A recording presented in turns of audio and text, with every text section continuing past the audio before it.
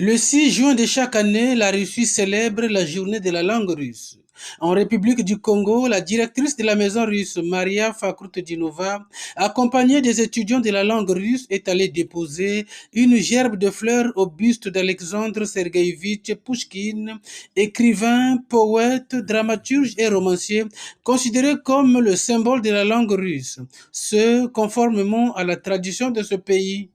Pouchkine, c'est un grand poète et écrivain russe et il symbolise la langue russe parce que c'est lui qui a développé beaucoup de choses dans cette langue et également lui a réuni des grands contes de feu qui a été écrit par le peuple.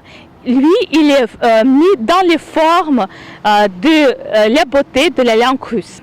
Pouchkine, pour la Russie et pour le monde entier, est devenu un symbole de la langue russe.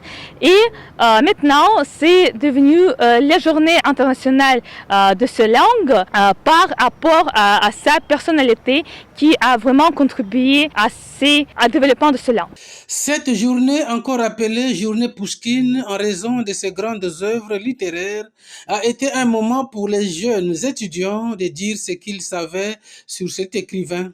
Nous, le considérons comme le père de la langue russe. Et en tant qu'apprenant de la langue russe, quand il s'agit d'une journée internationale comme la journée du père de la langue russe, on doit automatiquement, obligatoirement se présenter et ainsi lui rendre hommage. Le monsieur a écrit beaucoup des œuvres, plus de 700 œuvres littéraires russes et à lui est attribué, je peux dire, on l'appelle le père de la littérature russe en russe, Отец русской литературы. Et voilà pourquoi aujourd'hui nous sommes ici pour la célébration de la journée internationale de la langue russe. Le rendez-vous est pris pour le 10 juin prochain à la Maison Russe pour une série de déclamations sur les poèmes d'Alexandre Sergueïevitch Pouchkine qui a vécu de 1799 à 1837.